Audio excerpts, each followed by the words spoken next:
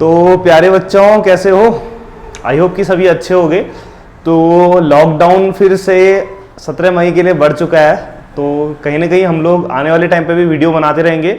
तो गॉस की एप्लीकेशन चल रही है, बहुत ज़्यादा कीमती एप्लीकेशन क्लास 12th की, और आप लोग, मैं ये मानता हूँ कि आप लोग एक भी वीडियो मिस नहीं कर रहे होंगे, क्योंकि इनमें से एक एप्लीकेशन हमेशा 100% एग्जाम में आती है।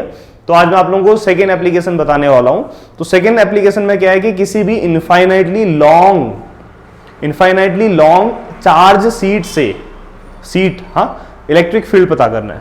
ठीक है, तो ये वीडियो को आप लोग लास्ट तक देना, क्योंकि काफी इंपॉर्टेंट है। आगे जाके आप लोग कैपेसिटर पर होगे तो कैपेसिटर के लिए भी बहुत इंपॉर्टेंट है। इसके बाद की जो 2 एप्लीकेशंस आने वाली है और वहां पे भी इसका यूज होगा, तो ये सीखना तो बहुत ही ज्यादा जरूरी है मेरे प्यारे बच्चों।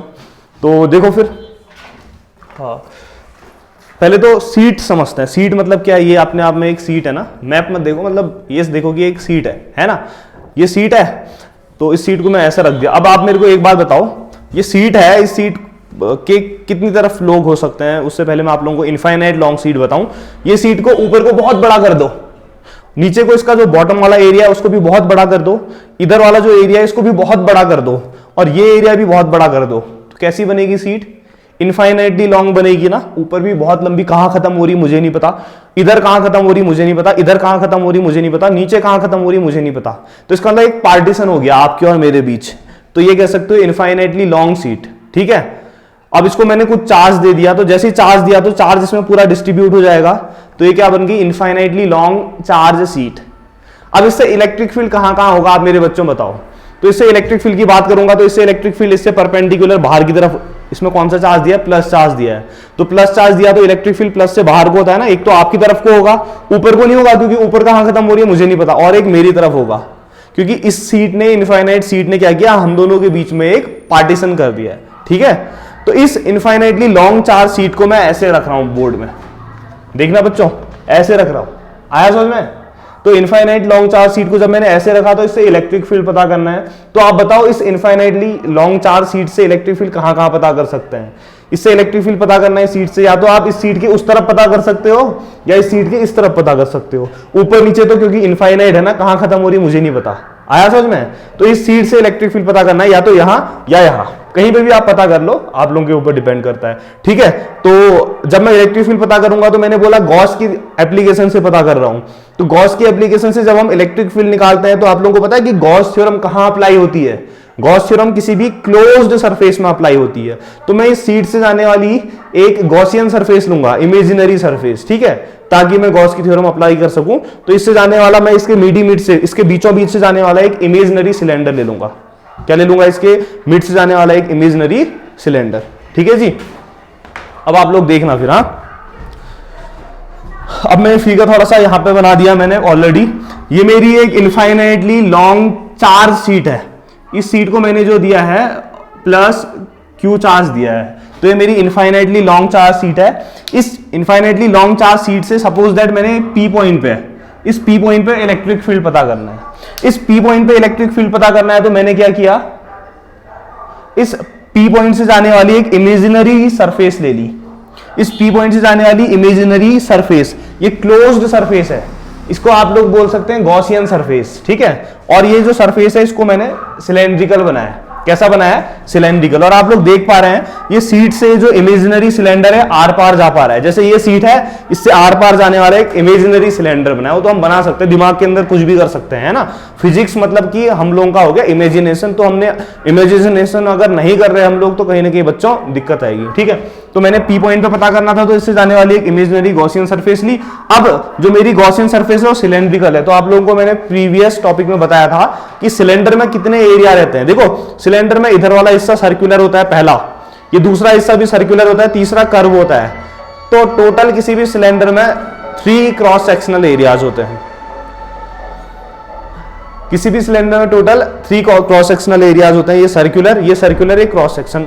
ठीक है, मतलब 3 एरिया रहते हैं। तो बात करते हैं ये सिलेंडर की, तो इसमें भी 3 एरिया होंगे। तो ये हिस्से का एरिया S1 बोल दिया, और ये जो कर्व सरफेस एरिया है इसको S2 बोल दिया, और इधर का सर्कुलर पार्ट को S3 बोल दिया। ठीक है जी। हाँ, अब मैंने पी पॉइंट पे इलेक्ट्रिक फील्ड पता करना है, ध्यान रखना। ठीक है, अब आप लोगों को मैंने बताया है सिंस जो इलेक्ट्रिक फ्लक्स है ना, अब बताओ कि हमारे पास जो क्लोज्ड सरफेसेस में 3 एरिया है, S1 S2 S3, तो टोटल फ्लक्स कैसे निकलेगा बताओ जरा। टोटल फ्लक्स पता करना है इस क्लोज्ड सरफेस का, तो सबसे पहले पहली सरफेस का पता करोगे, तो फ्लक्स पता करेंगे पहली सरफेस का, फिर दूसरी जो कर्व सरफेस है इसका फ्लक्स पता करोगे, तो electric flux of second surface, plus ये जो तीसरी सर्कुलर सरफेस है इसका भी फ्लक्स पता करोगे तो φ3। आ गया समझ में, कोई दिक्कत तो नहीं है। मेरे को इलेक्ट्रिक फील्ड पता करना है, मैं इलेक्ट्रिक फ्लक्स का यूज कर रहा हूं, ठीक है। तो मैंने बोला एक क्लोज सरफेस में 3 सरफेस है, इनका फ्लक्स लिख दिया। अब आप लोगों को पता है कि इलेक्ट्रिक फ्लक्स को कैसे लिखते हैं, इंटीग्रल फॉर्म पे। इलेक्ट्रिक फ्लक्स होता है φ equal to integration of E vector dot ds vector, जानते हैं ना सभी लोग।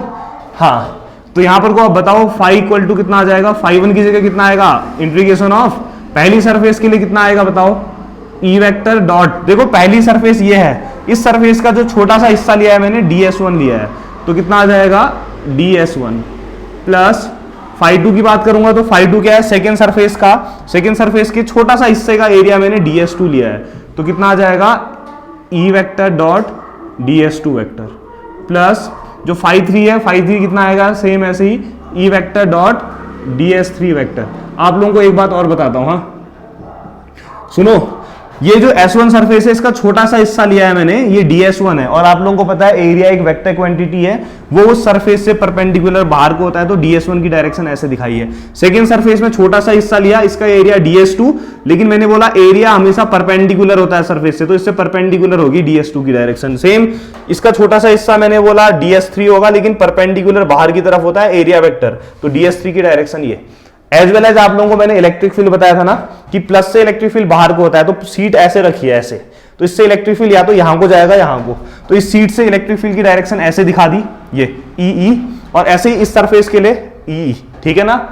हाँ, अब आप लोगों को पता है कि दो वेक्टरों का डॉट प्रोडक्ट क्या होता है, ए वेक्टर डॉट बी वेक्टर कितना होता है बताओ, ए बी कॉस थीटा। तो अप्लाई कर लूं मैं, तो टोटल फ्लक्स कितना आ जाएगा इस क्लोज सरफेस के लिए, ई डॉट ds1 कितना होगा, सॉरी खोले, तो ई ds1 कॉस। अब आप लोग बताओ मुझे ई और ds1 का एंगल कितना है, ई इधर को जा रहा है, देखो ds1 भी इधर को जा रहा है, सेम डायरेक्शन में जा रहे हैं ना, तो पैरेलल होंगे तो कॉस कितना आ जाएगा 0, ठीक है, प्लस ई डॉट ds2 कितना हो जाएगा, ई ds2। अब E और ds2 का एंगल देखते हैं, देखो आप लोग ध्यान से देख पा रहे होगे, तो यहां पर को E ऐसे जा रहा है, ds2 ऊपर का, तो क्या एंगल बना रहा है 90 डिग्री, तो E ds2 cos कितना आ जाएगा 90, प्लस E डॉट ds3 खोलोगे तो कितना आ जाएगा integration of E ds3 cos। अब E और ds3 का एंगल देखते हैं, देखो ds3 बाहर को जा रहा है, प्लस से E भी बाहर को, दोनों बाहर को सेम डायरेक्शन में जा रहे हैं, तो मतलब क्या हुआ पैरेलल हुआ, तो कितना आ जाएगा cos 0 डिग्री, ठीक है। अब आप लोग जानते हैं ना cos 0 की वैल्यू क्या रहती है 1, cos 90 की वैल्यू कितनी रहती है 0, cos 0 की वैल्यू क्या रहती है 1, ठीक है।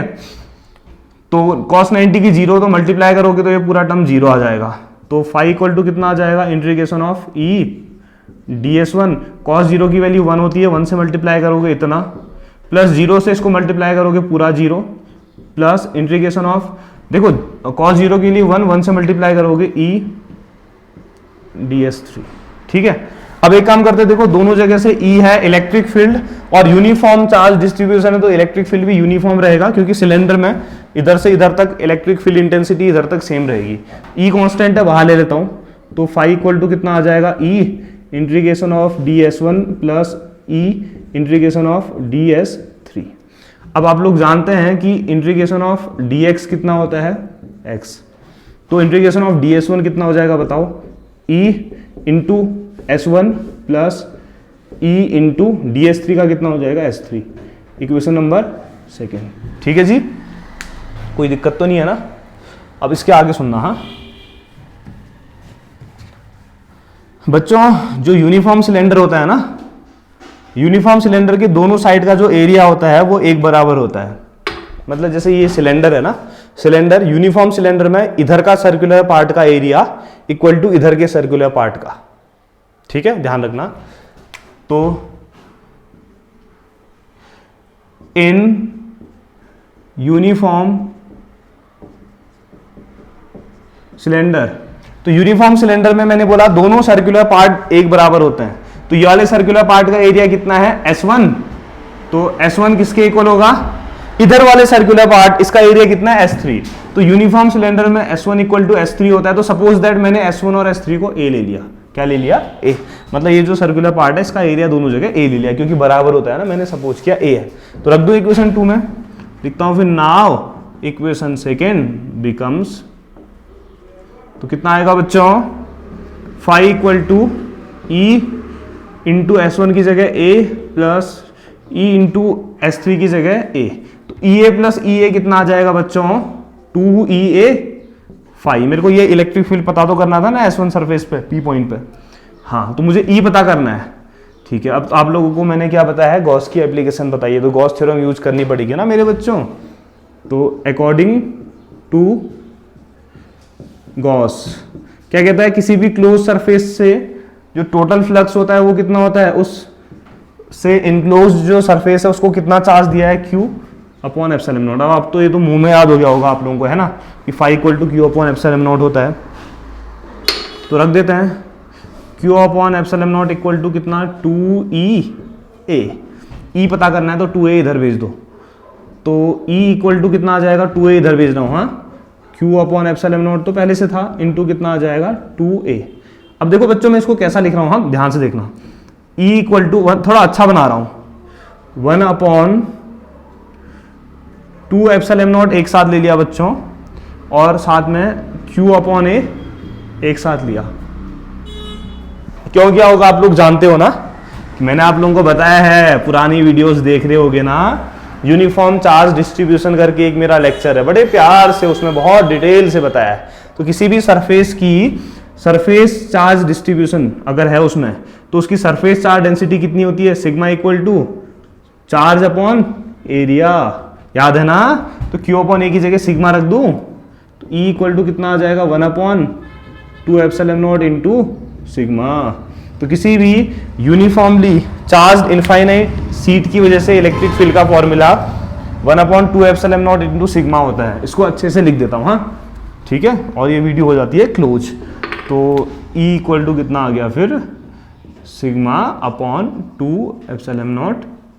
सिग्मा क्या है यहाँ पर को, सिग्मा है uniform surface charge density. Epsilon not तो मैंने आप लोगों को बताया परमिटी है, वीटी है वैक्यूम की।